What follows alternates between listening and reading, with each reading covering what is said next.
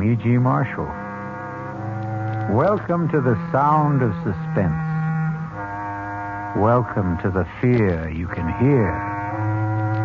But mostly to the world of terrifying imagination. In the next 52 minutes, you'll hear a story about a girl with a most unusual talent. A talent for finding lost dolls or dead bodies. You may not be glad you met Iris Lloyd, but we don't think you'll forget her. Aunt Faith! Aunt Faith! I'm here! Come and find me! Where are you? Oh, my poor darling. Where are you? Help me! It's so dark, and I'm afraid.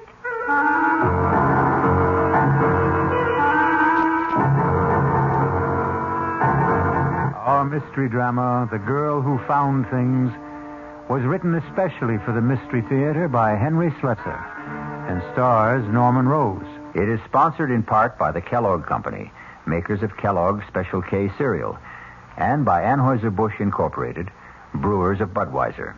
I'll be back shortly with Act One.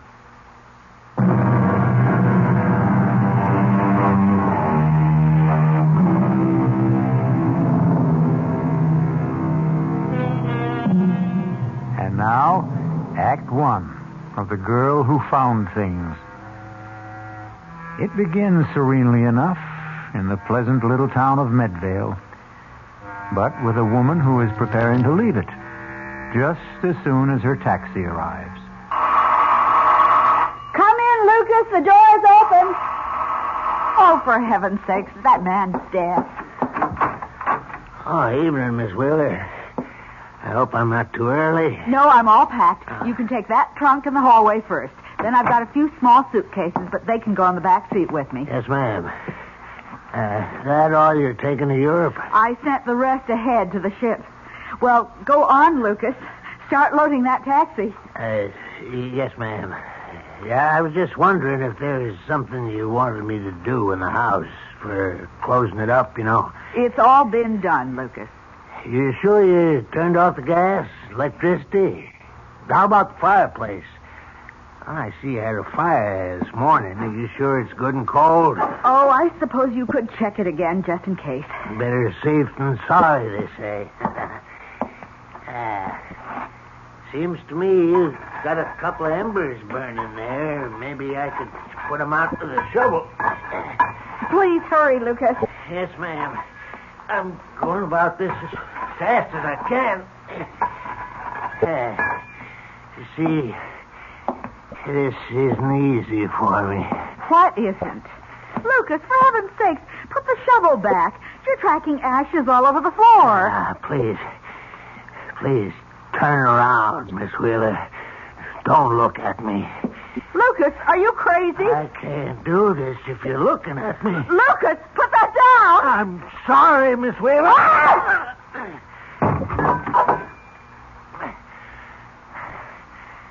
Had to do it, Miss Wheeler. I had to. Now I got to pick you up. Take you outside through the woods. That's where I got to bury you, Miss Wheeler.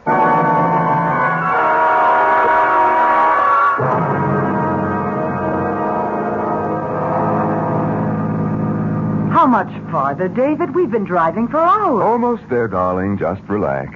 Tell me more about your Aunt Faith. I don't really feel prepared to meet her. No one's ever fully prepared for Aunt Faith. I warn you that she's something of a character. Just waiting to be discovered by Monthly Digest. Anyway, after my mother died, she became less auntie and more motherly. That's why she was so upset when I got married and failed to do my filial duty. By bringing your bride home for approval. Something like that. I suppose she's going to resent me for being 2 years too late. So take my word for it. She'll be crazy about you. But remember what I said. She's an old gypsy. Don't be surprised if she drags out a crystal ball and starts predicting your future. Speaking of which, there's our future for the next few months straight ahead of us. The old homestead. David, is that you? It's us, Aunt Faith. Oh, David, my handsome boy. Hello, Auntie. Oh, I'm so glad to see you. Well, it's wonderful seeing you. Aunt Faith, meet Rowena. Well, and it's about time. Hello, Mrs. Demarest. Nice to meet you at last. Oh, David, she's beautiful. Well, come inside. Come in. I've got a fire going. Let me take your coat, my dear. Oh, what a lovely fur. What is it, mink? Sable. I told Rowena she ought to wear the label on the outside so that people... Oh, well, I didn't know that you had company, Auntie. Oh, yes. David, this is Lieutenant Reese. Lieutenant, this is my nephew, David Wheeler, and his wife, Rowena. Ah, Lieutenant. That isn't a military title, is it? No, sir. I'm with the police. Oh, of course. Well, how do you do? I'm sorry we have to meet this way, but then I always seem to meet people when they're in trouble. Of course, I've known Mrs. Demarest for some time. Well, Lieutenant Reese has been a wonderful help with my charity work, David. And he's been such a comfort since this awful thing happened. Yes. Oh, well, it's been years since I was in this room. I'd appreciate it if you and I could have a word alone. Oh? Oh, Rowena, I'll tell you what. Why don't you and I go upstairs and I'll show you your room? Yes, that would be fine. I can even show you the room where David was born and his old nursery. Well, how long's it been since you left Medvale, Mr. Wheeler? Oh, maybe 10 years. I've been back here on visits, of course. Once when my father died 4 years ago. As you know, our family business is down south. Yes, I know. You and your sister... My half-sister. Yes, you and your half-sister, Geraldine. You were the only proprietors of the mill, weren't you? Mm-hmm, that's right. But you did most of the managing, I gather. When your parents died, Miss Wheeler kept the estate and you went to Virginia to manage the mill. That's how it was, right? That's how it was. Successfully, would you say? Lieutenant, I'm going to save you a great deal of time. Geraldine and I didn't get along. We saw as little of each other as we both could arrange, and that was very little. Thank you for being frank. I can even guess your next question, Lieutenant. You'd like to know when I saw Geraldine last. When did you? 3 months ago in Virginia, on her semi-annual visit to the mill. But you were in Medvale after that, weren't you? Well, yes, I came up to see Geraldine in March on a business matter. As my aunt may have told you, Geraldine refused to see me. What sort of business matter was it? I wanted Geraldine to approve a bank loan I wished to make to purchase new equipment. She was against it, wouldn't even discuss it. So I went home. And you never saw her again? Never. And in case you're wondering, Lieutenant, I have no idea where she is. No idea at all.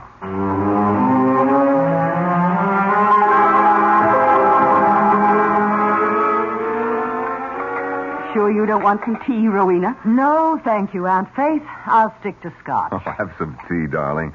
Auntie wants to read your future in the leaves. Oh, I wish I could read the future. Or rather, the past. You're thinking about Geraldine. I simply can't understand what became of her, David.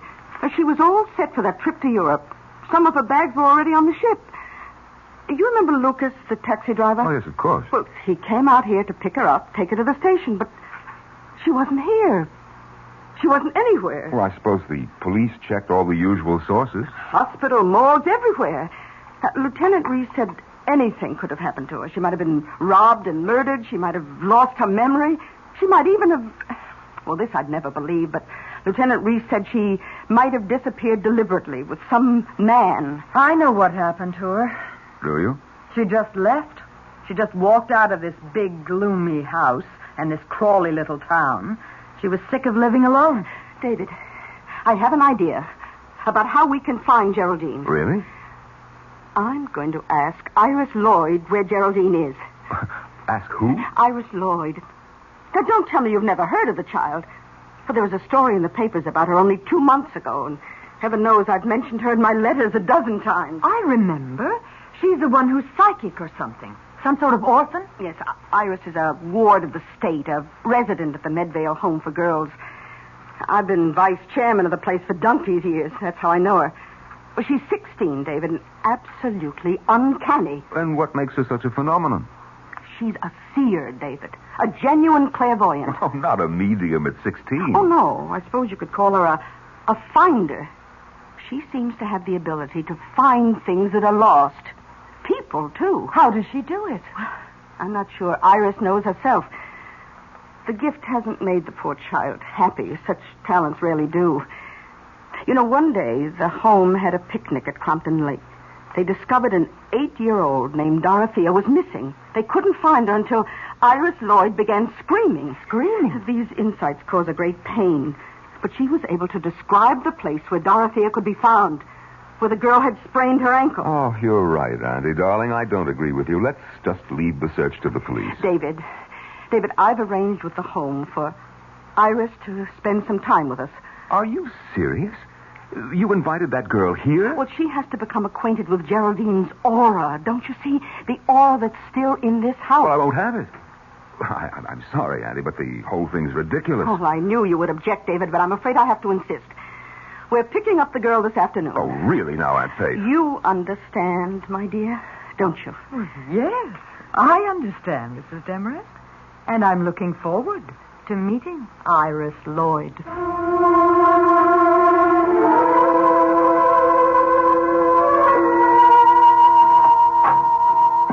Please come in, Mrs. Demarest. I suppose this is the nephew you told me about. Yes, sister. This is Mr. David Wheeler. David, this is Sister Clotilde, who runs the home. How do you do, sister? How do you do? In case your aunt hasn't told you, Mr. Wheeler, I'm not at all in favor of this move.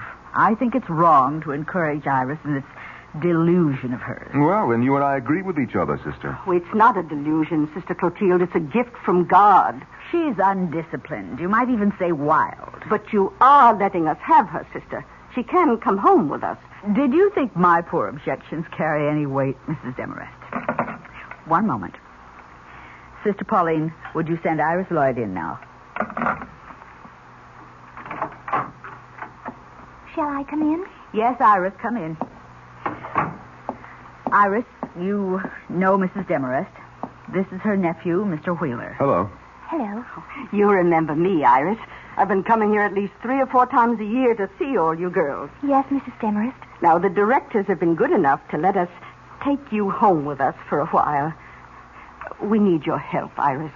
We want you to see if you can find someone who is lost. Yes, Mrs. Demarest. I'd like to come home with you. I'd like to help you find Mrs. Wheeler. Oh. Then you know about my poor niece, Iris? The Secret Service couldn't have secrets here, Mrs. Demarest. You know how girls are. Well, I guess we can get started any time if Miss Lloyd is ready. Please call her Iris, Mr. Wheeler. Remember that you're still dealing with a child.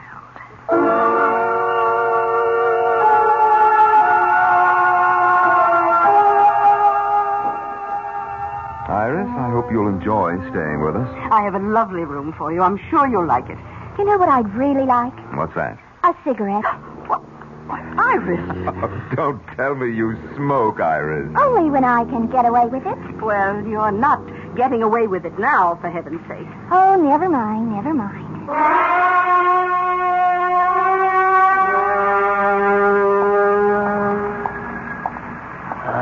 Hello there, Mr. Wheeler. Oh, Lucas.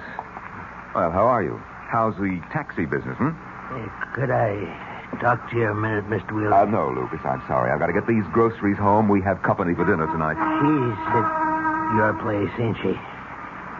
That girl. What girl? That Iris Lloyd. The girl who finds things.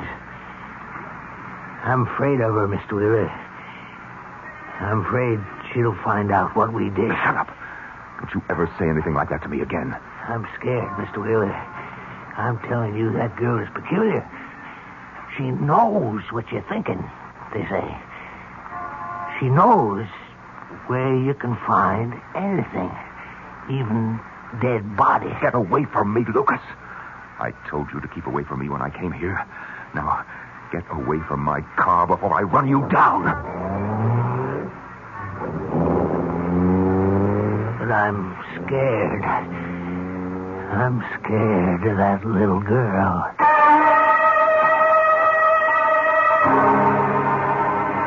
Lucas, the taxi driver, Lucas, the murderer, is scared. But David Wheeler seems to be frightened, too.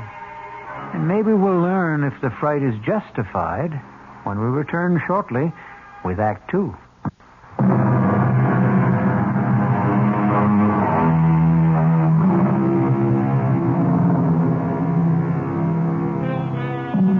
Now let's go back to the little town of Medvale for the second act of The Girl Who Found Things.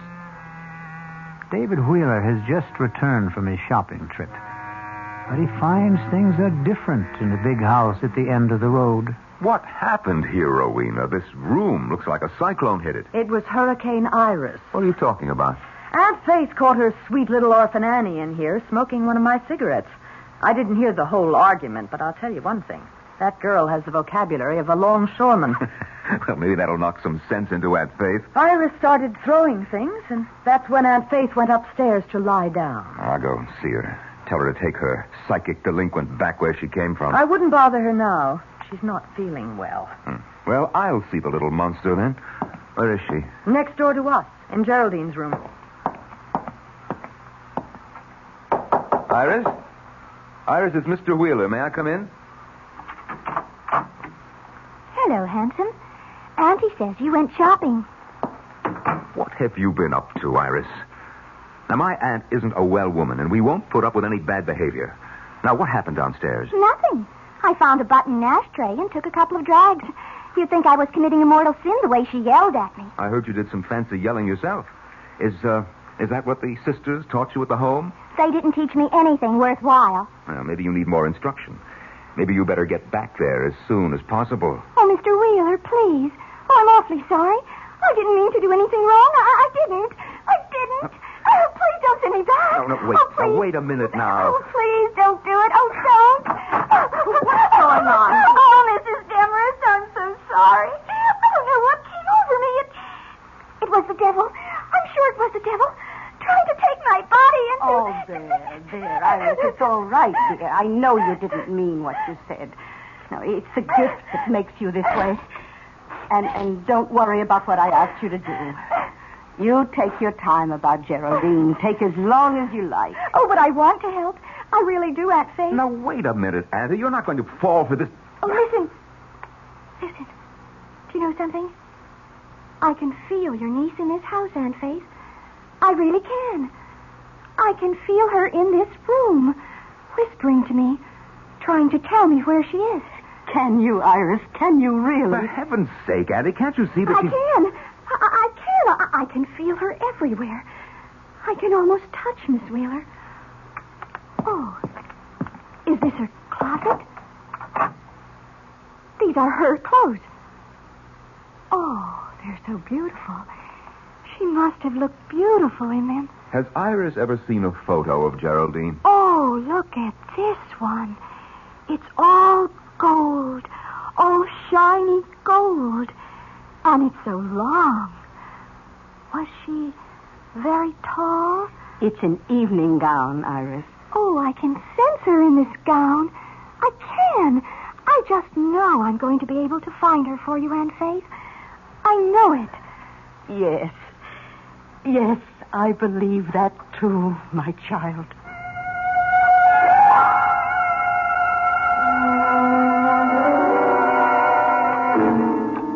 Won't you have some more of the beef, Rowena? No, thank you. And we'd better save some for Iris. Something tells me that little girl has a very big appetite. Well, I wish she'd come downstairs. I told her dinner would be served at 7:30. Would you like me to go upstairs and see if she's all right? No. I'm sure she'll be down in a moment. You've really forgiven her completely, haven't you? Of course. Oh, you don't understand psychic personality, David. It wasn't her swearing at me this afternoon. It was this demon which possesses her. The same spirit that gives her the gift of insight. David, your fork. Take a look at what's coming downstairs in a gold lame evening gown. For heaven's sake. Hello, everyone. Iris, whatever are you wearing? You go upstairs and get that dress off. You have no right to wear my sister's clothes. Take it off. Why should I? You heard me. Get that dress back in the closet. I won't, Aunt Faith. No, I won't take it off. You know what I told you? I have to wear your niece's clothes so I can feel her aura. You're going to feel my foot in about 5 seconds if you don't go upstairs. Now everybody in this house hates me. Iris, don't. No, please don't cry. Oh, David, you shouldn't talk that way to the poor girl. I won't stay here. I won't help you find your niece, that's all. You can't do anything of the kind, and you know it. Iris, listen to me. Yes. Iris, you remember those things you did at the home? The way you found things for Sister Therese? Yes. Do you think you could do something like that again, right now for us? I don't know. I could try. Would you let her try, David? I don't know what you mean. Now, I want you to hide something or name some object you've lost or misplaced, perhaps somewhere in this house. This is silly. It's a parlor game. The least you can do is try it. All right. How do we play this game of hide and seek? David, what about the cat? The cat? You remember, you once told me about a wool kitten you used to have as a child. You said you lost it somewhere in the house when you were 5, and you were so unhappy about it you wouldn't eat for days. Well, that's 30 years ago, Rowena. All the better. All the better, David. Iris, do you think you could find it? Could you find David's cloth kitten? Oh, I'm not sure. I'm never sure. Just try, Iris. We won't blame you if you fail. It might have been thrown out ages ago, but try anyway. All right. I will. But you'll have to shut off the lights. And then what? Burn incense and chant? David, please, turn off the room I'll light. do it. There, Iris. The room is dark enough, isn't it? Yes. Yes. It's dark enough when I close my eyes. What's she doing? Breathing, obviously. I think she's going into a trance. It's so hard to know if she's faking or not, isn't it? Not for me, darling. She isn't, David. I know she isn't. She's in a genuine trance. Listen. Hot. Oh, it's so hot. She's sweating. So hot. She isn't faking that, David. Oh, so hot back here. Oh, please. Oh, please. Kitty is hot. Hot Kitty is hot. Kitty, she could be talking about the wool cat. Well, what if she is? Oh, please. Please, somebody. Help. Help Kitty. Help her. Please help Kitty.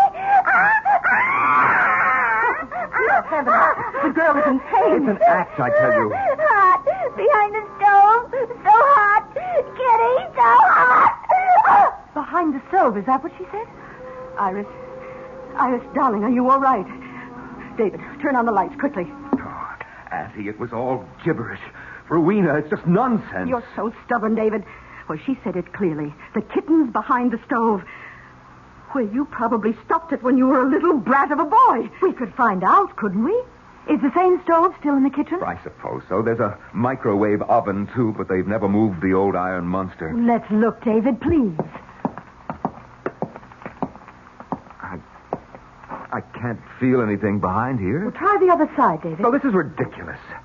Well, look, my hands are getting filthy. Here, use this ladle. But it's no use, Rowena. It simply can't. It can't. David, what is it? Did you touch something? Huh? Oh, yes. Something. I don't know what. Well, can you get it out? Well, yes, I think so. Oh, good Lord. David! It's a cat.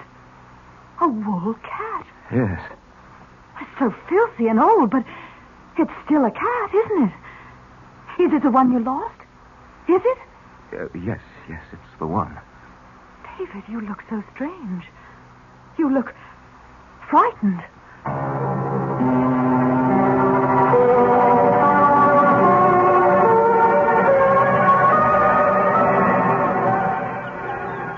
What are you doing here? Iris, having a picnic all by yourself? I just thought I'd lie on the grass for a while. What are you doing with the daisy? Loves me? Loves me not? Want to finish it off for me, Uncle David? Cut out the Uncle David stuff. I'll finish it for you then. She loves me. She loves me not. She loves me. She loves me not. Too bad, Uncle David. She just doesn't love you. Who? Your wife, of course. Who else? Bye now. Iris, wait. Yes? Look, I want to talk to you a minute. Really? Iris, What's the story with you? You've been here over a week and you haven't done anything about... Well, you know what? This is just a great big picnic for you, isn't it? What if it is? You think I want to go back to the creepy home? It's better here. No uniforms, no 6 a.m. prayers, none of that junk they call food. Also, I like the company. I suppose I should say thank you. There's nothing you can say I don't know already. I'm psychic, remember? What about that, Iris? Is it just some kind of trick? You can tell me. I'll show you if it's a trick. Want me to tell you all about yourself? All right, go ahead. Okay. Your wife hates you. She thinks you're rotten. You weren't even married a year when you started running around with other women.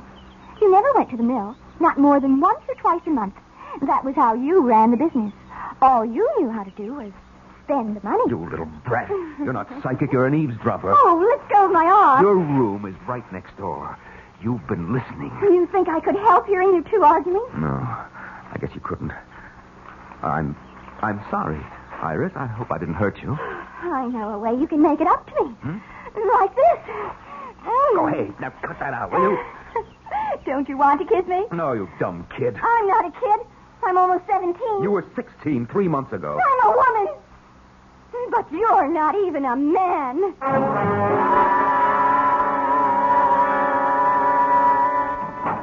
David? Yes, Auntie, it's me. Oh, did you call for a taxi? A taxi? No, why should I? Oh, I don't know, but Lucas's cab is in the driveway. He said he was waiting for you. Lucas? Well, I'd better go and see what he wants. Dinner will be ready around 7, David.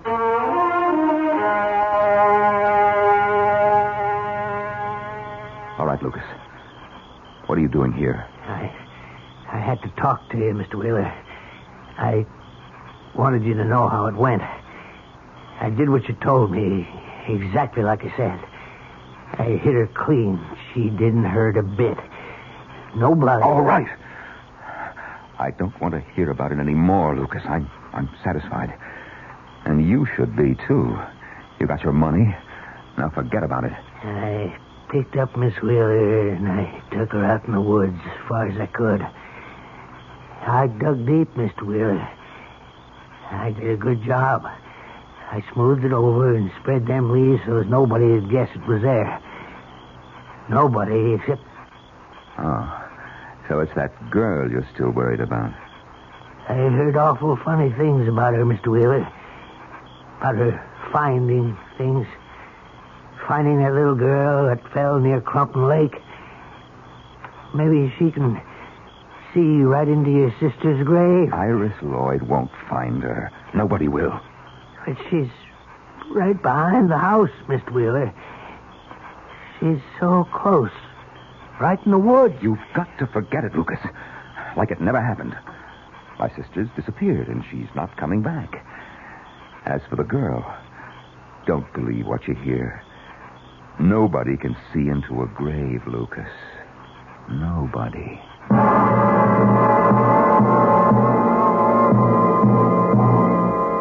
Is David Wheeler really as convinced as he sounds? Or can Lucas detect the doubt in his voice and the fear in his eyes? We'll learn more about the girl who found things when we return shortly with Act 3.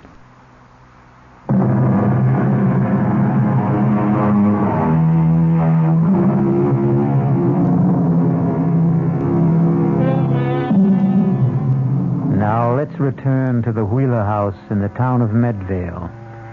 A house filled with people waiting for a psychic revelation from the girl who found things. But that revelation appears to be very slow in coming. That girl has been here for how long? 2 weeks? It seems like 2 months. And she hasn't done a thing but enjoy herself. David, what's the point of our staying on? You said you had some affairs to settle. You don't seem to be conducting any business at all. Well, I haven't been in the mood for business. That's nothing very new, is it? How long are you going to keep that light on? I'd like to get some sleep. If you think Iris Lloyd is indulging herself, what about you? Be quiet. I told you that she can hear every nasty little quarrel in this room. That's why I asked for a truce. Well, she doesn't have to eavesdrop, does she? Can't she read minds? Well, she's not the only clairvoyant around here. I can read her mind, too. Well, she's a child, for heaven's sake. She's in love with you. Of course, there's a minor obstruction in her plans, a small matter of your wife. But then I've never been much of a hindrance to your romances, have I? I thought you agreed to that truce. You are a pacifist, David. That's part of your charm. That's why you came up here in March, wasn't it? To make peace with Geraldine. I came here on business. You came to keep Geraldine from sending you to prison. That was the business. You know nothing about it. I have eyes, David. I know you were taking money from the mill. Too much money. Geraldine knew it, too.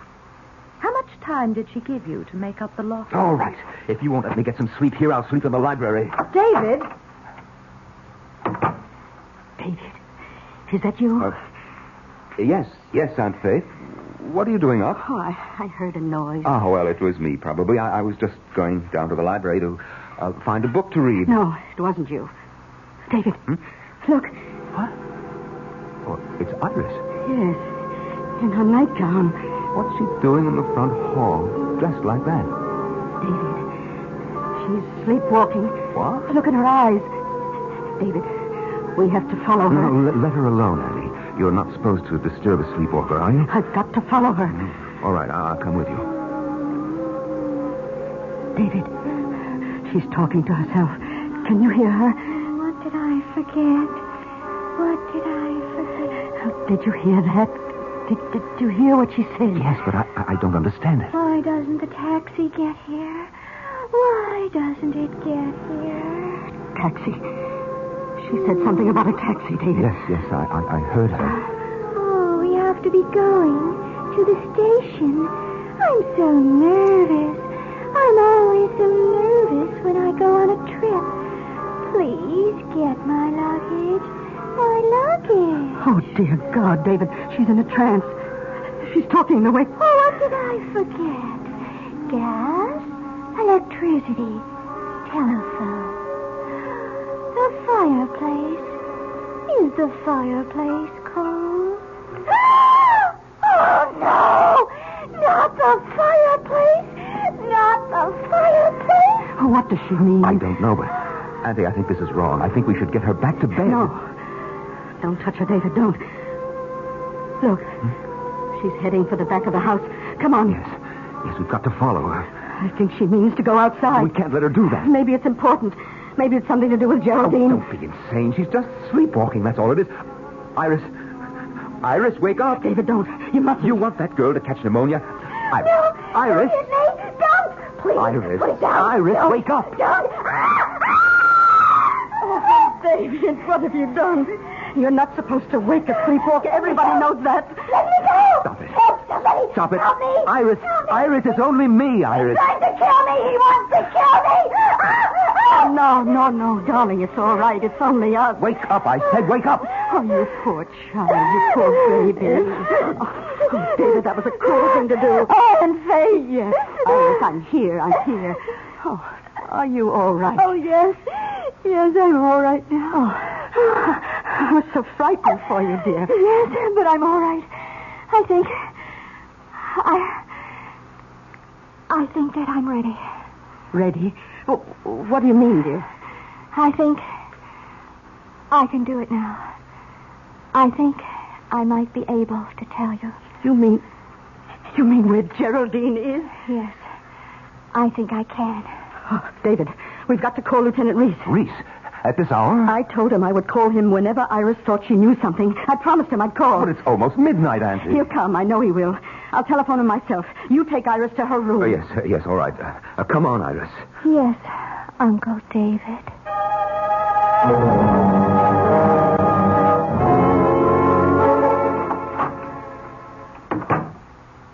Well, Uncle David, are you scared? What are you talking about? You look scared. Scared of me? Shut up. I thought you would be. The minute you heard that I was ready. I'm sending you back. Iris, you're a fake. Even your sleepwalking act was a fake. Oh, David, you're so cute. You really are. But you know what? I don't have to be ready. I don't have to do anything at all when that policeman gets here. Not if you don't want me to. You don't know what you're talking about. You better kiss me now, David. You better kiss me and make it really good. All right. All right, if that's what you want. David! Get out of here! I don't want you in my room. Rowena. You were right about the walls between these rooms, David. You can hear every little thing. I hate you. David hates you, too. Tell her, David. Why don't you tell her? Yes. Why don't you, David?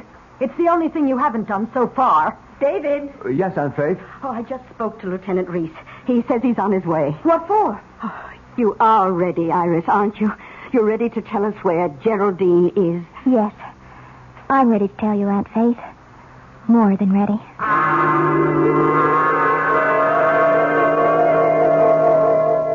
Are you sure she's all right, Mrs. Demarest?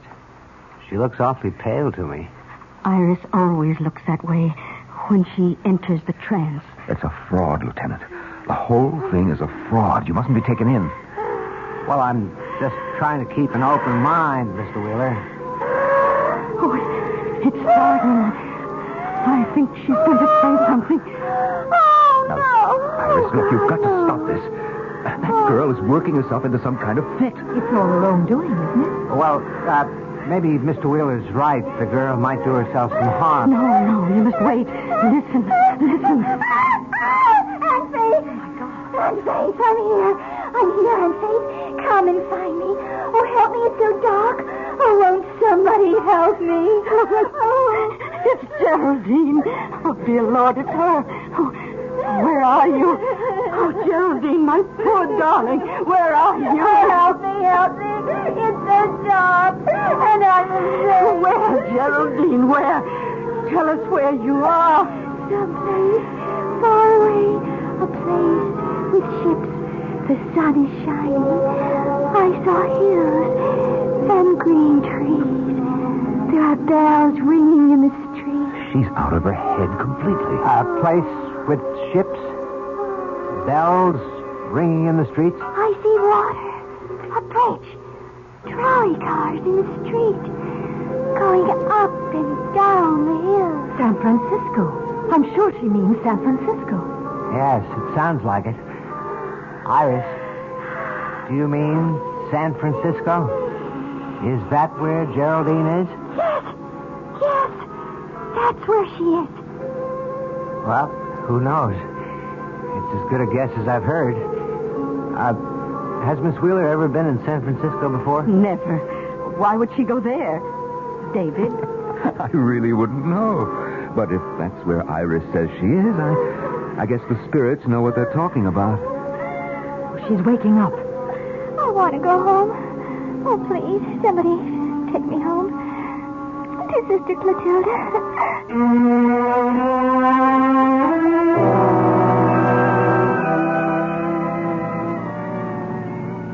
Well, your idea was a huge success, Auntie.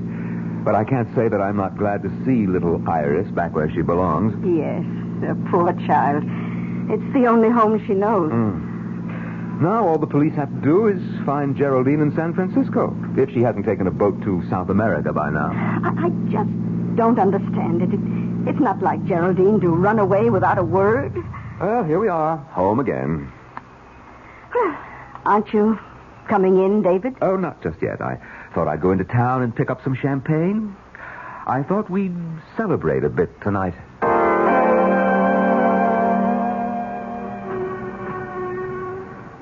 Well, hello, Lucas. How's the taxi business, huh? Could be better. You, got any news for me, Mr. Wheeler? Oh, yes, Lucas. I've got good news. It's all over. Iris Lloyd is back at the Medvale School for Girls. Then she didn't know. She couldn't find out where that woman was. She didn't know, Lucas, just as I promised. I did the right thing. I know it was the right thing, Mr. Wheeler, but I didn't want to tell you. Right thing? What do you mean? Well, I figured that girl could tell if the body was buried right outside the house, but she'd never find it if it was someplace else, someplace far away. Lucas, what are you talking about? I went out into the woods last week and dug up that woman's body. I put it in that trunk of hers, Mr. Wheeler, and I sent it by train as far away as I could. Too far away for that girl. Yes, sir. Excuse me, Mr. Wheeler. What? Lieutenant Reese. I wonder if we could have a talk, Mr. Wheeler? About what? We've received a telegram from the West Coast. The police out there didn't have any luck tracing your sister, but they did have a report on a steamer trunk. A trunk? It was in unclaimed baggage at the Southern Pacific Depot. It was shipped from Medvale only last week, and, well, it had Miss Wheeler's initials on it. No, it had more than that. So, can we go somewhere and talk about San Francisco?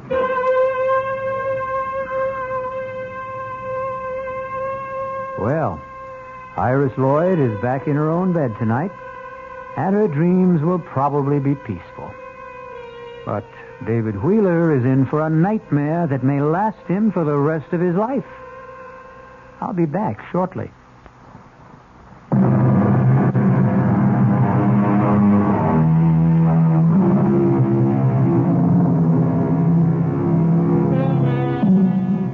Do you think you have clairvoyant powers? Have you ever had the experience of finding something that everyone else thought was lost? Actually, you've done exactly that. You found the magical world of radio drama. And now that you've made this find, we hope you'll come back for more suspenseful dramas to play inside the theater of your mind. Our cast included Norman Rose, Bryna Rayburn, Robert Dryden, Martha Greenhouse, Barbara Caruso, and Ann Costello. The entire production was under the direction of Himan Brown. Now, a preview of our next tale. All right, Mr. Thompson, I'm a human being, too, and I guess if I got a letter telling me that I was rich, I wouldn't go into mourning. I'd probably go out and celebrate. That's why I wanted to see you, to suggest arranging that happy event without the slightest trouble on your part, without any obligation until you're completely satisfied. Now, in a short time, you'll receive another letter from Johannesburg informing you of the sad news that your cousin, Mr. Well, I still won't reveal his name. Let him remain anonymous. That'll make your decision a great deal easier, I'm sure. What decision? The decision to inherit his estate. This is E.G. Marshall inviting you to return to our Mystery Theater for another adventure in the macabre. Until next time, pleasant dreams.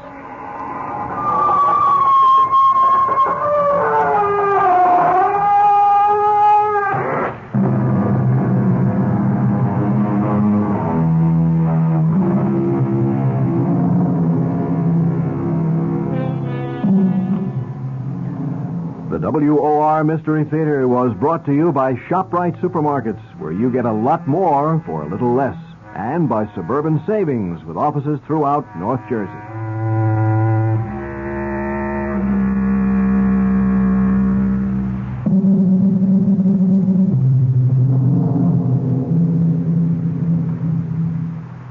The preceding Mystery Theater program was furnished by the CBS Radio Network. Join us tomorrow night for another Mystery Theater presentation at 5:05, right after the 5 o'clock news.